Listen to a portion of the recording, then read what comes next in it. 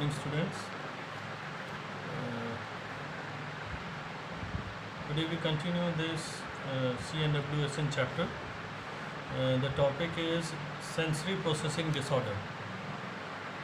Okay, is SPD short form. It is a condition in which the brain has trouble receiving and responding to information that comes in through the senses.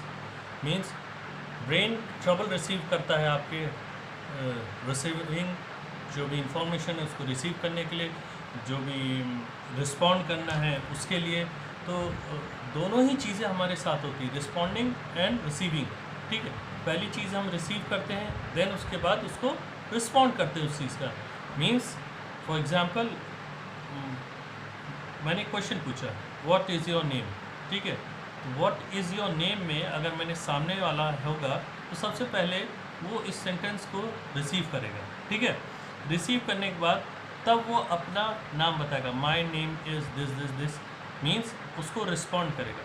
तो वो respond, receiving और respond में दोनों में बहुत ही means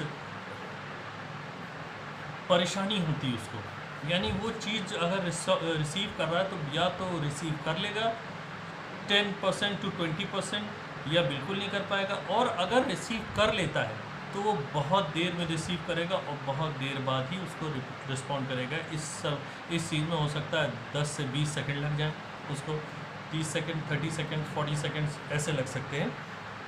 means इसमें sense जो है वो बहुत वीक हो जाता है हमारा, और वो वीक सेंसेस जो आप समझते हैं कि उसमें क्या होगा, अगर वीक सेंसेस है तो इट मीन्स आपका कंसंट्रेशन जो होगा किसी भी चीज़ में वो रह ही नहीं पाएगा, आप कंसंट्रेट किसी चीज़ में नहीं कर पाओगे। ठीक, the symptoms is sensory processing disorder में effect one sense like hearing, touch और टेस्ट। ठीक है, आपका इसमें एक दिया गया है, ठीक है, लाइक हियरिंग, ठीक है, टच है और आपका टेस्ट है। ठीक है, जिससे आप टंग से अपने टेस्ट लेते हो। इट में इफेक्ट मल्टीपल सेंस, इसमें और भी मल्टीपल सेंस हो जाते हैं। सिर्फ मैंने जैसे बताया था कि सिर्फ यही चीज़ नहीं है, और भी मल्टीपल सेंसेस हो जाते हैं। SPD are the over sensitive to things in their environment. SPD are usually identified in children but they can also affect adults. ये ऐसा कहें कि इन्वायरमेंटल कंडीशन से तो इसको नहीं कह सकते, इसका मैंने आपको बताया था कि मे भी हो सकता है, जेनेटिकल कॉज भी हो सकता है, इन्वायरमेंटल उससे और भी आपके इंजरीज़ होने के चांसेस रहते हैं। ठीक है ना, जैसे ब्रेन डिसऑर्डर, मेंटल, ठीक है, इस तरीके के हो जाते हैं।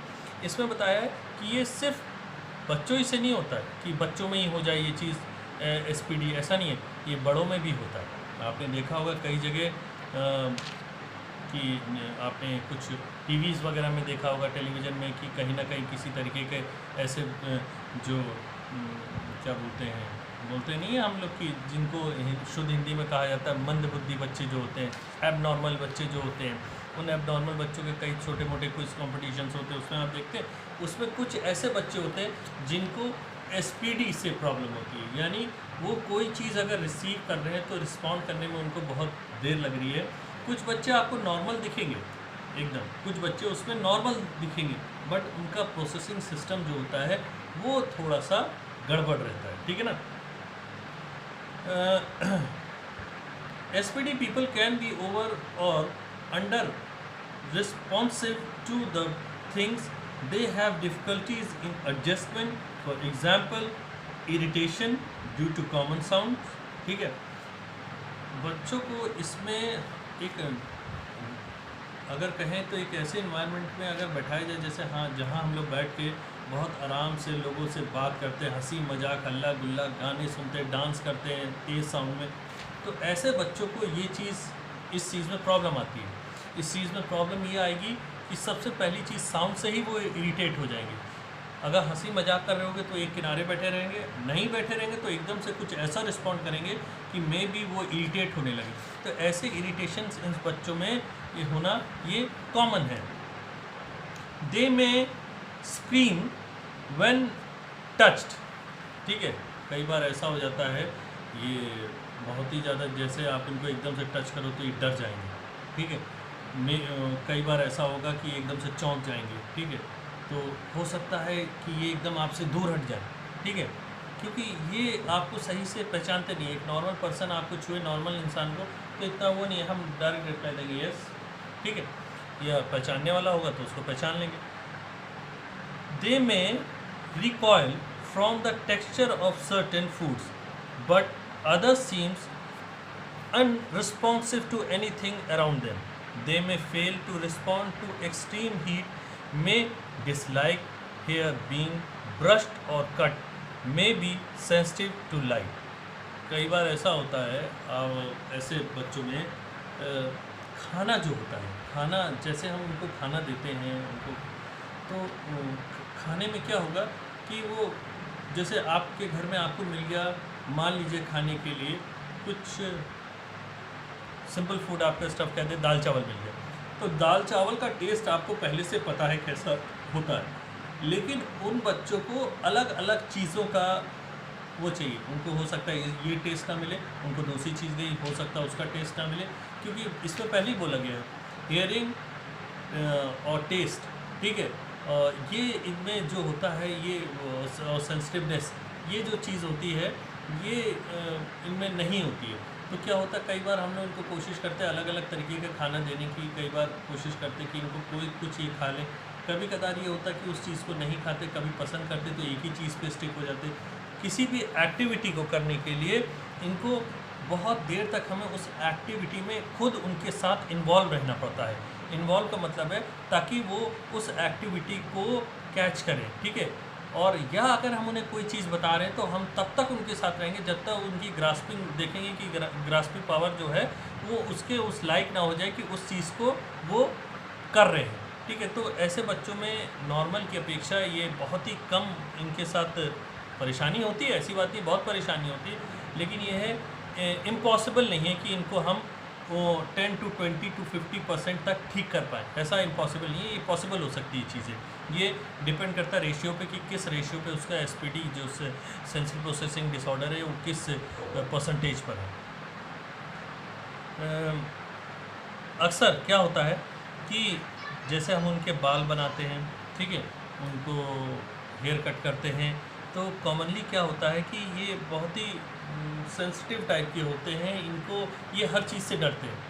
अगर हम उनके बाल बैठ के बनाएंगे तो हमें हो सकता है बाल ना बना देते, हेयर कट करा रहे हैं तो अगर हेयर कट में बाबर आपसे बोलता है ओके आप ऐसे करिए, तो आप इसी तरह गर्दन कर लेते हैं और थोड़ी देर तक उसको जब तक वो आपकी गर्दन को इधर उधर टिल्ट नहीं करेगा तब तक आप खुद नहीं करेंगे।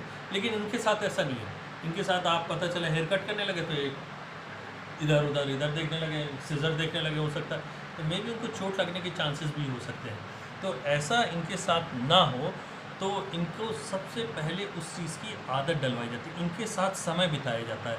इनको ये नहीं कि हमेशा के लिए अगर हम ये हमारी बातों को नहीं समझ रहे तो हम इनको अलग छोड़ दें, नहीं, अलग इनको बिल्कुल नहीं छोड़ना है। अगर इनको हमने अलग छोड़ा तो ये अपने को हार्म पहुंचा लेंगे, हो सकता है किसी भी चीज़ से, मे भी हो सकता है आपके यहाँ कोई मेडिसिन रखी हो, इनके लिए मेडिसिन क्या है कि उसको इन्होंने खोला, कैप खोला सिरप का और उसको पी लिया, अगर बाय द वे उनको टेस्ट आ गया उसका स्वीट टेस्ट तो उसको हो सकता है कोल्ड ड्रिंक की तरह पी जाए और वो हो सकता है उनके लिए बहुत खतरनाक साबित हो जाए चीज़, ठीक है ना। तो ये सब चीज़ों का ध्यान रखना पड़ता है इनके लिए। जहाँ रखा जाता है बहुत शार्प एजेस वाली चीज़ें नहीं रहती हैं, फर्नीचर भी रहते हैं तो शार्प एजेस वाले नहीं रहती, कोई ऐसी चीज़ें नहीं रहती, ग्लास वाली चीज़ें ज़्यादा नहीं रहती हैं क्योंकि हो सकता है अपने को चोट पहुँचा ले। कॉजेज़ क्या है? कॉजेज़ है जेनेटिक फैक्टर्स, मैंने जैसे अभी बताया था genetic factor, low birth weight, genetically वो पास अवे हो गया नेक्स्ट जनरेशन में। ये दूसरा आता है लो बर्थ वेट, बच्चा जब पैदा होता है, ठीक है, तो उसका बर्थ वेट जो होगा वो बहुत ही लो हो, बहुत कम हो, ठीक है, जिसके कारण उसके अंदर कुछ प्रॉब्लम्स हो सकती हैं। प्रॉब्लम होती है यही, इसी टाइप की प्रॉब्लम्स आती हैं। इन्वायरमेंटल फैक्टर्स में आता है जिस जगह हम रहते हैं वहाँ का इन्वायरमेंटल फैक्टर किस तरीके का है। मान लीजिए मे भी हो सकता है कि वहाँ का इन्वायरमेंटल फैक्टर इंडस्ट्रियल हो, ठीक है, वहाँ पर पॉल्यूशन बहुत ज़्यादा हो, ठीक है, वो उस जगह पर रेडिएशन बहुत ज़्यादा हो, तो ऐसे भी फैक्टर्स बिलोंग करते हैं। Many children with SPD start out as fussy babies who become anxious as they grow older. Kids often don't handle change well, ठीक है, मैनी टाइम्स कई बार देखा गया है ये बहुत फसी टाइप के बच्चे होते हैं, फसी बेबीज़ बोलते हैं इन्हें, हु बिकम एंशियस, बड़े एंशियस टाइप के होते होते बड़े ग्रो करते हैं ये धीरे धीरे, ठीक है। तो इनके साथ परेशानियां तो होती हैं, बिकॉज एंशियस ग्रो होना उनका, ठीक है। और हम जिस तरह बढ़ रहे हैं और ये जिस तरह बढ़ रहे हैं, तो हमारे और इनमें बढ़ने में एक अंतराल होगा कि हमारी लंबाई चौड़ाई कद काठी के हिसाब से हमारे चेहरे का एक्सप्रेशन और हमारे चेहरे का एक बॉडी लैंग्वेज जो होती चले, इनके साथ ऐसा नहीं होगा। इनके साथ में भी ये हो सकता है ग्रो करे ओल्डर, बट ये इनका ब्रेन जो हो बहुत ही वर्क करे ऐसा एक स्मॉल किड, ठीक है। तो ये भी ध्यान रखना पड़ता है। मे भी कभी कदार ये ग्रो बहुत शॉर्ट करते हैं, बट चेहरे से लगते हैं कि बहुत ही ज़्यादा बड़े, ठीक है। तो ये भी चांसेस होते हैं, अलग अलग सिम्टम्स होते हैं इनमें। मैनेजमेंट क्या है इनका? काउंसलिंग, ठीक है। वही मैंने कहा ना, इनके साथ समय बिताएं, इनके साथ बात करिए, ठीक है। लाइफस्टाइल चेंज, इनकी थोड़ी लाइफस्टाइल चेंज करें, इनको थोड़ा सा बाहर घुमाने अपने साथ ले जाइए, वॉक कराइए अपने साथ, इनको डिफरेंट चीज़ें वो दिखाइए, गार्डन वगैरह में ले जाइए इनको, मतलब ये चीज़ें देखें जिससे ये खुश हों। इंसान जितना खुश रहता है उतना ही अच्छा माना जाता है उसका सेंस काम करना। एडजस्टमेंट गाइडेंस, ठीक है। गाइडेंस हमारा, हम जैसे मैं हूँ उनके साथ, तो मेरे साथ या मेरे परिवार में लोगों के साथ उनको एडजस्ट कराना, और उस एडजस्टमेंट के साथ ये नहीं कि उनके साथ बड़ा हेटरेट वाला व्यवहार करना, उनको गाइड करना हर चीज़ में। ये नहीं उनसे थोड़ी गलती हुई आप उन्हें डांटने लगे, चिल्लाने, नहीं, उनको डांटिए नहीं, चिल्लाने ये नहीं, कुछ नहीं करिए उनके साथ, क्योंकि वो तो समझ ही नहीं रहे वो चीज़ क्या होती है, ठीक है।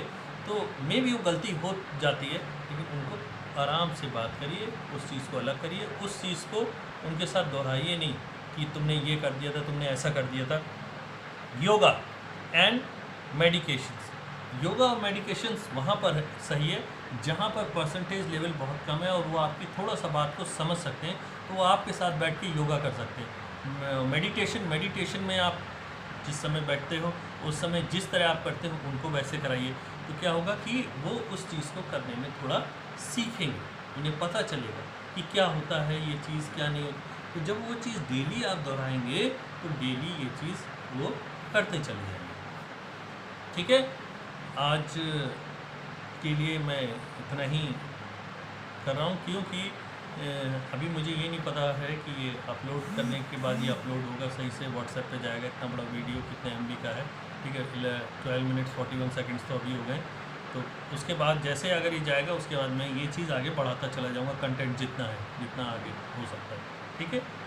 ओके, आज के लिए आप ये प्रिपेयर करिए, मैं फ़ोटोज़ आपको दे दूँगा क्लिक करके, ठीक। Okay, good bye.